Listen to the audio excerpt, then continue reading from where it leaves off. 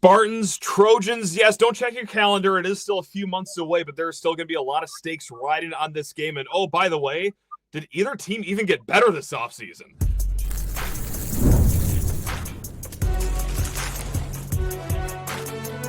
You are Locked On College Crossover, part of the Locked On Podcast Network. Your team every day. Spartan friends, Spartan family, and let me just throw in a fight on to all you USC brethren out there. What's up, everyone? It's Matt Sheehan of Locked On Spartans, and over there, Mark Culkin of Locked On USC. Yes, it is the offseason, but over here at Locked On Spartans country, every week, we are taking a look at our opponents week by week of this football season coming up. And, well, I guess, might as well do the same thing over there, Mark, right? What better time to talk about this upcoming year than right now in late May? How's everything going on over in Trojan country? Are we at like a peaceful state of mind right now, or where are we at right now? This is kind of the calm before the storm. Just got done, the students, the student athletes got done taking their finals, graduating, whatever the case may be. And then starting next week, you got official visit season starting up. Yep. Kind of a little bit of a take a deep breath, enjoy the calmness, and get ready for the F word to start. When I talk about recruiting, F word is always about fluid, so. I like that one because I could possibly think of another one to describe Michigan State football recruiting, but we're looking on the sunny side of things. We're looking on what's going to go on the field this fall here. And look, when it comes to the stakes of the game, because this is where I'm going to try to start all the conversations with, right now, we're going to do, more heavy hitting previews when the season rolls around. But right now, when we are so zoomed out a few months away, I want to look at the stakes here for this game, because even in late May, even in early June, we can understand that this game is going to have a lot of stakes, and I feel like it's going to be a yin and a yang here for our teams here, Mark, because, look, Michigan State, first road game of the season, will be at USC. You're going to be right now on paper somewhere in the ballpark of 10 to 12, maybe even more point underdogs here. If you lose the game, okay, it's going to be a bummer, but it's understandable. That's not a scheduled loss, but a predictable loss here. But if you win this game, oh, God, this fan base needs a jolt of energy as bad as they have ever needed it, and it would come right here. Is it the complete opposite, though, for USC, where, yes, if you win the game, okay, well, that's what you're just supposed to do. You're just supposed to beat Michigan State. And if you lose, oh, God, we are at DEFCON 1 under the Lincoln Riley tenure right now. Do I have a right read on that, Mark, or what are the stakes here for your Trojans? You know what? You've got a pretty good finger on the pulse right now. The last thing Lincoln Riley wants to do is open up his home conference season with a loss. And I've got this game circled on my own personal calendar as trap game. Okay, I like that. The reason why, again, I'm familiar with Jonathan Smith. I know how he likes to build a program. Yep. Slow, methodical, and then all of a sudden, boom, he's got a team that kind of jumps up and punches you in the mouth. And you better be ready to punch him back. This game's going to come down to, because I think both teams are going to be fine on the defensive side of the ball. That's where USC took their biggest step. Okay. But it's going to come down to which quarterback is ready to show that they're worthy of being a starting quarterback. Sure. I know Aiden Childs is where you guys are going this year. Jaden Mayava is the guy for USC this year. Lincoln Riley has said it, so I'm just going to repeat it. Jaden's good is really good. What they're trying to do with him is eliminate some of his decision-making, his bad decision-making. So if he all of a sudden starts figuring it out where, all right, I can make this throw, I shouldn't make that throw, and you know what? I'm 6'4", I'm 225 pounds. I can keep the ball and run. Let's do it. That's going to be the difference. Last year, USC's Achilles heel, ironically, they made such an improvement on the defensive side of the ball. It was on the offensive side of the ball where you're thinking, Lincoln Riley's always going to have an offense that's scoring close to 40 points per game. Last year, they struggled to score 30 points per game. Yep. So that's kind of where we're at with Michigan State football right now, is not just, obviously we just took the zoomed out look of what this would do, energy around the fan base for a first time in a while. For us Michigan State fans, you got to, rewind the VHS tape back a little bit to 2021. Mel Tucker just came off of a 2-win year in that COVID season where not a lot was expected of him. But you know what? They're going into Miami, a team that they're underdogs against. But my God, that is a brand name on the road in a tough environment, and they took a win out of there. It would be very reminiscent of the vibes from that game. But if you zoom into the micro, I'm glad you talked about your quarterback over there in Jaden Miava, because that's going to be the same thing here with Aiden Childs. It's a friendlier start to the schedule over here in East Lansing than it was last year. 3 straight home games, all winnable, knock on wood. Western Michigan, Boston College, Youngstown State. Okay, this is where you're going to start to make your money here, Aiden. Like, you're going to show us how much you've grown here, Aiden, okay? Let's see if you've cleaned up the turnovers. Let's see how you could deal with adverse conditions on the road. If he plays well at USC on the road, okay, we're going to feel really good about the other 8 games on the schedule here. Is this going to be your litmus test too for your quarterback, or do you guys have something even earlier in the season that you're looking for, or what does this mean just for the quarterback versus MSU defense matchup? So, USC's first 3 games, they open up at home against Missouri State, who are playing their first game ever at the FBS level. So that's USC is helpful. Okay. USC is still one of those teams that has yet to play an FCS program, but they're getting by on a technicality right now. Exactly. They follow that up with the return of Clay Helton and the Georgia Southern Golden Eagles, whatever the hell their name is. Sure.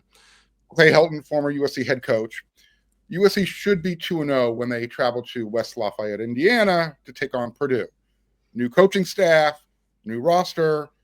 If USC isn't 3-0 coming home to face off with Sparty, there's big issues. So to answer your question, this should be the first challenge outside of, Jaden playing on the road the week before.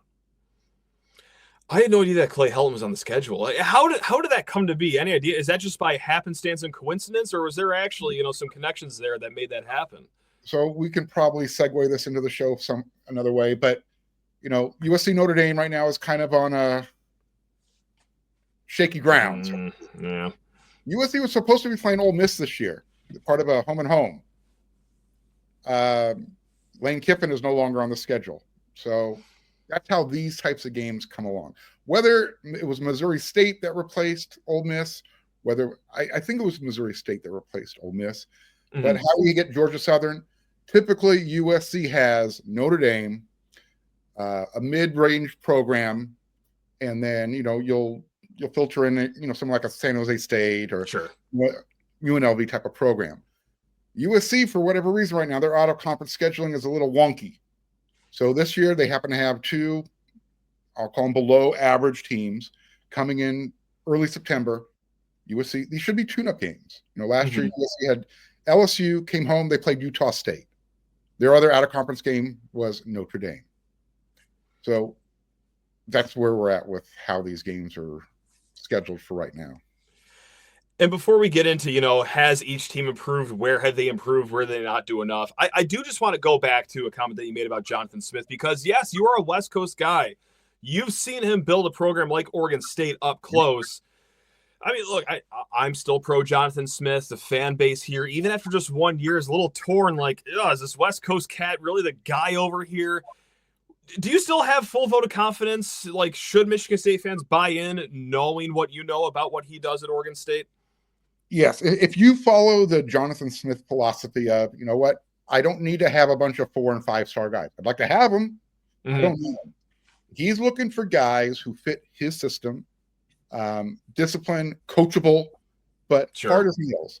And that's what he was able to do up there in Corvallis at Oregon State. It took him a couple of years, but all of a sudden, he went from 2 wins or whatever he took over, and they were, winning 8 to 10. They are a type of team that can win anywhere from 8 to 10 wins per season. And you know what? In the Big Ten, if you can get 8 to 10 wins per season, you're having a pretty good year. So, yeah, stay the course. I think everyone will be surprised. Oregon State was always the one place USC, and this is just historically, always struggled with. But when Jonathan Smith took over, he made life a little bit more miserable as well. So, yeah. Perfect. Yeah. That's what we want to see this fall. We want to see more people miserable, not just us Michigan State fans, unfortunately. You'll deal with those, we're close. And then all of a sudden it clicks. It happens. You guys end up with a Jacquizz Rodgers or whatever type of player. Great. And it just, he finds those guys out there. And all of a sudden it just fits his system. We need it. Now, look, we're going to get way more into each team right now, how things have been going in this offseason, both for my Spartans or Trojans mark. But first, I need to talk everyone's ears off about FanDuel Sportsbook because, guys, you already know this. The NBA playoffs are in full swing, and every night delivers highlight-worthy performances, major momentum shifts, and can't-miss moments. Whether it's a game-winning shot or a breakout player, there's never been a better time to get in on the action. And FanDuel makes it so easy to stay in the game both before tip-off and live. We're talking player props, performance trends, the same game parlays they have over there. Fans have more ways than ever to play smart and win big. Guys, I've been talking it up and down on Lockdown Spartans. Might as well let Lockdown USC fans know about this. My favorite way to get in on the action isn't just first basket score. It is the method of first basket score. Sure, Chet Holmgren to score some points to start the game. Yeah, that's all fun and well, but what about a free throw from Chet to start the game? Mark, you liked that? I got that the other night at 110-1 odds. Now, did it hit? Neither here nor there, but my God, that keeps it glued to the television. And beyond that, well, yeah, get in on the action with all their live bets. Now, if you're new to FanDuel, it gets even sweeter. It is the perfect time to sign up because, well, when you head to FanDuel.com and place your first $5 bet, if you win, you will get $200 in bonus bets. Make every moment more with FanDuel, official sports betting partner of the NBA. Now, Mark, your Trojans over there, I got to say, first year in the Big Ten. Looking at bottom 5 in run defense, bottom 5 in sacks. Now, I know I'm throwing stones in the glass house with the sacks thing. We'll get to that later. But the defensive front left a little bit to be desired. I'm going to start there. This offseason, did the Trojans, on paper, of course, on paper, get better on the defensive side of the ball in the front? Or are you a little disappointed there, Mark? No. There's no ifs, ands, or buts about it. USC got better because they got deeper. Mm-hmm. Last year, USC's I need to put this into context for everybody. So before Lincoln Riley hired Antonlynn to be his defensive coordinator last year, Alex Grinch was his defensive coordinator. Yeah. It was a hot mess. Yes. I mean, it was hard to watch. Yeah. USC went from giving up, close to 35, 40 points per game. Last year, that defense gave up 24 points per game. And if you do the advanced math where you take away the pick sixes that USC's quarterbacks threw, they actually only gave up 21 points per game last year. You match that up on any other year with your typical Lincoln Riley offense, you're looking for the losses on the schedule. I don't care who you're playing. So last year they started off really strong up front. And then injuries kind of took over. You lost Anthony Lucas at one side of your defensive end. Bear Alexander decided he wanted to quit. So now you're down your two best players, at least on paper, up front. What did they do this offseason? They went out and they added 700 pounds of defensive linemen from Kentucky and Georgia, Keyshawn Silver and Jamal Jarrett. Now they've got depth in the middle. They've got the guys on the outside, whether it's Anthony Lucas coming back, Cameron Fountain, Braylon Shelby. You brought in Jakeem Thanos Stewart in this most recent recruiting class. It's a great name. Yeah. Devin Tompkins. I'm just rattling off names right. They've got the numbers now, so they can withstand losing a player. Now, last year they didn't have that ability. The margin for error was razor thin, and they were like a little girl shaving her legs for the first time. Just That's a good comparison to make. We actually did a show a few weeks ago, like, hey, Michigan State, we think they did pretty good in the portal, but what other opponents do they have this year that also did really well in the portal? And we mentioned that Georgia guy. We mentioned that Kentucky defensive lineman because, yes, like that was somewhat of an issue for the Trojans just on the outside looking in, but just like how Michigan State, added some depth in key places. It seems to be like that has been the key spot right there. So is there a silver? Sorry, go ahead. I was going to ask you, where did Michigan State make their biggest improvement in this offseason? Well, they really had the benefit of being able to have a lot of gold medalists for that one because there were a lot of rooms that needed some love here. You lost pretty much your entire wide receiver room outside of Nick Marsh. That was great. Sure. The offensive line, but on the defensive side of the ball, you look around at the secondary and, hey, After Charles Brantley left to the portal, after Ed Woods ran out of eligibility, there's like 13 snaps of experience in this room at the cornerback position here. So, what's going on? You get Joshua Eaton from Texas State, who, I've heard good things about in the spring. You got Malcolm Bell out of UConn, Najee Bird out of Eastern Illinois, and I'm not expecting anyone to know who any of those guys are. If you even recognize one of those names, you are a true sicko college football fan. But they produced well at lower level football, whether it was independent or FCS. So you go down, you get guys with hundreds of snaps of experience, all conference level experience at the lower level. And if you throw enough bodies in that room, is it going to work? They also had to do a little bit of that with the safeties, even though they do have their starters in place right now, Malik Spencer and Nikai Martinez. But, Mark, none of those guys are all Big Ten first-team caliber players, so you need guys behind them. Like you get a Tracy Revels, a guy that played as a freshman at Bowling Green. So what I'm trying to say is that, probably what they've done the best on the defensive side of the ball is bolster that secondary. And with proven talent just at lower levels, can it work here in the Big Ten? Because over here in East Lansing, we've seen the other strategy for fixing the secondary. It's, get guys from the get guys from the SEC that lost their starting spots. Right. Hey, you know what? Hey, you're a backup at Florida. Oh, you'll be good up here. Oh, what's up? You're a backup at Georgia or Alabama. Hey, come on up here.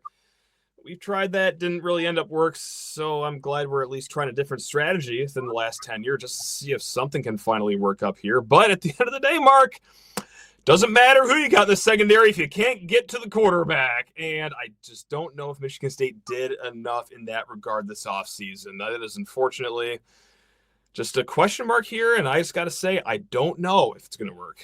Well, I just don't know. We know the game is 160-something days away, approximately. Mm-hmm. If they were playing tomorrow, what does Michigan State bring to the table that is going to cause fits for USC? Hopefully the offense, because that's been my whole crying rallying point the entire offseason, is that there really should be no excuse to be at least an average offense.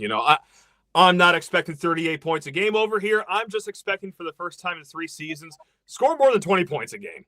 Okay, like Aiden Childs, we all know him. Raw athlete. He's a good talent. He's got the arm, the legs, but can he put it all together? Okay, they've given him help in the offensive line. They've given him depth. They've returned Nick Marsh, one of the best receivers that you will see in the Big Ten. They've also added talent around Nick Marsh. The tight end room gets another year of experience. They brought in his quarterbacks coach from Oregon State this offseason. Okay. Look, there's a lot of question marks on that defense, but the offense should be at least functional. And that's an F word here that we have not used in a while, Mark. So that's what I think that we can at least bring over is a competent offense. Please don't prove me wrong, Michigan State. Just don't do it. and I know Aiden Childs was a freshman last year. So yeah, redshirt freshman, first year starter is what we've been. Yeah, perfect. Does he fit what Jonathan Smith is trying to do? Because to me, I'm familiar with Aiden Childs from the fact that he played at Downey High School, so I've seen a little bit of his high school stuff. Sure. Is he more of an athlete or is he a quarterback? That's a fantastic question because, look, you've seen the Jonathan Smith offense at Oregon State. You've seen what they want to do. They want to be run first, hand the ball off, but you have such this talent at quarterback that, let's tap into that a little bit. So I think that there is going to be a healthy balance there of, there's a playmaking arm here. But what we saw at the end of last season is that they started to use his legs on designed runs more. They were a little timid to use that at the start of the season because I think they had to preserve his health. That season was only going to go as far as Aiden Childs went until everyone on the offensive line died, but that's neither here nor there. So I think that he is that balance between, a good athlete, a guy that can extend plays, a guy that can show you NFL quality throws, but man, we got to utilize those legs a little more. And I think that with this healthy offensive line, hopefully, that they want to actually start using a run game, handing the ball off competently here to kind of, get more of a balance than they had last season, which was pretty heavy on the pass for a Jonathan Smith, Brian Lindgren offense. Got it. Okay. Yeah. So with your quarterback, who are the weapons around him? Are you guys happy with that going into that? Did you guys need any help this offseason, or what's that looking like in Trojan country? So I can actually make the argument that less is going to be more in USC's wide receiver room this year. Okay. Last year, you had 4 legitimate, NFL caliber guys. all sophomores. You had Zachariah Branch, who was the number one guy in his class. Yep. You had Deuce Robinson, who was the number one tight end in his class, but USC used him as a big wide receiver. Gotcha. And you had Jacoby Lane, and you had Mekhi Lemon. Zachariah is now a Georgia Bulldog. Mm-hmm. Deuce is now a Florida State Seminole. And USC is returning Jacoby Lane and Mekhi Lemon. Those guys, I would love to see who's going to have the best numbers between USC and Ohio State. They've got Jeremiah. USC's got two guys. USC is always, they're never going to be, lacking talent at the skill positions. That's certainly never going to happen. So Jacoby Lane he's a freak. I don't know if you had an opportunity to see his stuff on social media. Probably not. 6'4", 200 pounds. Has got, springs for legs and arms that just don't stop. He's like Armstrong, and he catches things with one hand. And if it's in his zip code, he's going to come down with it. Mekhi Lemon, he's an Amon-Ra St. Brown type of wide receiver. Okay. You're a Detroit Lions fan, you know who he is. Oh, I love St. Brown. Yeah, favorite Lion, actually. Yeah. Uh-huh. There you go. Well, Mekhi Lemon is in that same mold. So you got your big wide receiver, you got the Mekhi Lemon. Here's the name I need you to remember. He transferred over from Utah. Okay. His name is Zacharias Williams. Last year, he was a true freshman for Utah. He went through spring camp this year with the Utes. He decided, I'm going to jump into the transfer portal. And Kyle Whittingham, the Utah's head coach, said, you know what? That was our number one wide receiver. So that's what USC added on top of what they already had in their room. We're hoping, as USC fans, they incorporate the tight end more and the running game gets used better. I guess that's the best way to put it. That's what we're looking at here. It's just a rebirth of our run game because it's been tough shakes here in East Lansing here. But I do just want to circle back to the quarterback really quick here because Jaden Maiava, is it pretty solidly his job? Like, is there any shot that you get to this week 4 game and like, okay, there could be someone behind him knocking out the door? Because just like you said, there's never a shortage of talent at the skill positions at USC, even with the quarterback. Like, there's always certainly at least one 5-star behind the guy, right? Or is there actually no question that this is going to be his ride the entire season? Now that you mention it, there is a 5-star sitting right behind him. Great. Perfect. His name is Husan Longstreet. He was behind door number 2, so to speak, when that whole Juju Lewis recruitment was going on last year. Great times. Yeah. USC kind of felt it, and they said, you know what? We got it in our own backyard. There's no reason he needs to be going to Texas A&M. So they started playing footsie with him late in the process, got him back in the fold. He enrolled early. I mean, when I say enrolled early, he was on the sideline with the playbook at the Las Vegas Bowl when USC played. That's early. Yeah. Yeah. So it was there for spring camp. But right now, yes, Jaden Maiava is QB1. There's no question about it. Husan just needs to catch up to the speed of the college game. Okay. But once that happens, he is supposed to be the next guy, the next USC Heisman contender at quarterback. And if Lincoln Riley, is that quarterback guru whisperer, he'll be able to take Jaden Maiava from what he did last year, turn him into a really good player this year. But if Jaden doesn't, get it between the ears, you got a 5-star waiting in the wings. You just hopefully you're not going to him too early in the season because you're kind of resetting the whole calculus anyway. So you go from there. And I'm sure you've never addressed anything like this on your show over there, Locked on USC, Mark. But it's how warm is that seat over there for Lincoln Riley? Like, let's say it's another 7-6 season. I have no idea what the contract looks like or the buyout or anything. Maybe you have more insight on that. But let's just say another year in the Big Ten where things go south. Is it going to be an angry fan base over there at USC?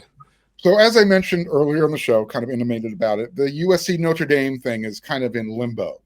I think thinks it'll get done. It's just a matter of, stop dilly-dallying and get it done. Sure. If Lincoln Riley happens to have a third year in a row mediocre, and anything at USC's mediocre, 3 losses or more. So, I mean, we're giving him that latitude. We knew that he had a rebuild problem in front of him. We're going into year 4, though. So, yeah, he is on the hot seat, in my opinion. It is a hefty buyout, no doubt about it. But you knew the job was dangerous when you took it. You come to USC, you're going to play marquee games, which includes Notre Dame. It's part of the territory. Mm-hmm. And you knew USC was making the move to the big country. So you had a great first season with Caleb Williams. USC had some leftover talent on the offensive line. You were this close to making the playoffs. Caleb pulled a hamstring. Stuff happens. Yeah. But you can't go 8-5, 7-6, struggle to make a bowl game. Yeah, Lincoln Riley needs to prove why he's worth the investment USC made in him. And they've made more of an investment this offseason. They retained Antonlynn at defensive coordinator. Penn State came after him hard before they had to settle on Jim Knowles. Gotcha. They went after and got Chad Bowden, the general manager from Notre Dame. Yeah. Whether they overpaid or not, doesn't matter. He is putting a culture in place, and you see it with USC's recruiting class. So they're giving Coach Riley every advantage he can possibly have, taking everything off of his plate, saying, go coach football. We'll do all this other stuff in the background. We'll take care of NIL and, help you with recruiting, yada, yada, yada. Get your X's and O's going. Make USC look like USC again. So with the whole USC Notre Dame thing, because I'm just fascinated because we've had a little hiatus in our rivalry, Spartans versus the Fighting Irish here. Pin all blame on Notre Dame. Are we all good with that? Because I got no problem doing that. Look, I'm the last person who wants to play public defender for Notre Dame. Ah, shoot. Here we go, though. Uh-oh. Here's the thing. The whole thing, the reason why there's a holdup, at least on USC's end, at least the speculation is, and Jen Cohen, USC's athletic director, kind of alluded to it. We want to see, what the playoffs are going to look like in the future. Basically, it's the big getting 4 automatic berths.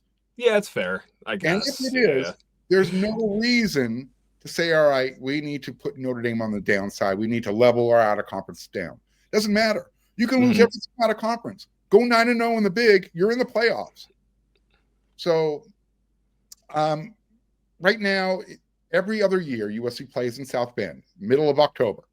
And the years that end in odd numbers, USC plays in October, game 6 or 7 in South Bend. The years that end in even numbers, the game is at the end of the year in LA in November. So what everyone's talking about is, does Notre Dame have an unfair advantage because they need USC on their schedule? Yeah. But when you look at their future schedules, they really don't. Okay. Look at the 25 schedule. It is one of the tougher schedules in the country. Interesting. Okay. With USC on it. Now, USC saying, well, you know what? Let's play this game the beginning of the year. I have no problem with that. That's fine. Sure. But does Notre Dame want to come out to LA, first weekend, Labor Day weekend? It's 100 degrees outside. Oh, yeah. Yes. The reason why USC didn't want to play at Notre Dame the end of the year back in the 40s, they said, can we move it to October? We don't want to play, the end of November in South Bend when the weather is crap. Yeah. So it's these little things that are going on. Like I said, I think it'll all get worked out. But it's like, who wants to have the upper hand? USC's offered a 1-year extension. Hey, let's play. We're playing in South Bend this year. Let's play it in LA next year the way we have it set up right now. Let's figure out this whole playoff things, and then we'll sign that long-term agreement. In the meantime, Notre Dame's saying, you know what? Fine. All right. We got Clemson now on a 12-game contract. If you guys don't want to come here mid-October, I'm sure Clemson will do it. Can we just speed run to the inevitable, which is like a 6-year home and air quote series between Las Vegas at Allegiant Stadium and then Lucas Oil in Indianapolis? Everything is going neutral site these days. Like, this just seems like the inevitable. Come on. Let's just fast forward to it. That's the other thing people bring up. Oh, that extra travel. It's like, you know what? I don't want to hear it. If these young men are not sitting in the middle seat on Spirit Airlines. Thank you. Okay. Thank you. See, okay. That's rational. I like that. Never a problem when USC was winning 11 national championships. Right. You knew you were moving to the big conference. You knew where those schools were located. So unless you were contemplating this decision 3 years ago, let's table that. Let's get that off. I get the travel thing. I know it impacts these student athletes, of course, but what's one more game? We've completely lost the plot to begin with. What's just one more weekend of doing this? I get it. We want you. Everybody wants to make the playoffs. But you're now starting to get some blowback. People, you're hearing coaches, you're hearing athletic directors saying, I think we're sacrificing too much to get to the playoffs. Think about the rivalries that have been lost. Michigan State, of course, yeah. USC, Notre Dame might be lost. Oklahoma State. So, Texas A&M took a year off. This stuff can't happen. It shouldn't be happening just because you want to make the playoffs. Yeah. Put on your big boy pants. Or do the other inevitable thing, just blow this playoff up to 32 teams so everyone just makes it with no consequential non-conference games involved. Just whatever. So, anyway, hey, Mark, I'm excited to do this all again in 4 months. A little more concrete, though, with 3 games under our belts, probably the next time we talk. But this has been a hoot and a half. I really enjoyed checking in on USC, even though, unfortunately, it looks like you guys did get better on defense. But it is what it is. What can we do? I'm telling you, that when you least expect it, Jonathan Smith's team is going to pop up and get you guys going. That's what I keep saying. I've enjoyed this. I want to do this again with you soon. This has been a lot of fun.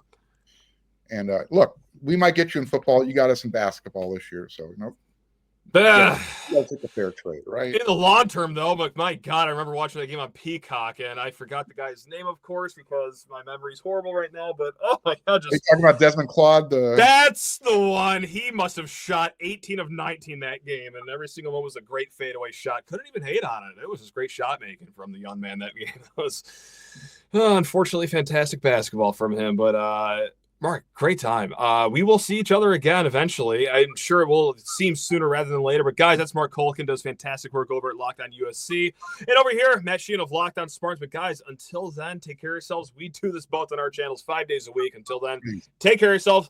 Love you all. Go green. And I'll give you guys another fight on. Let's go.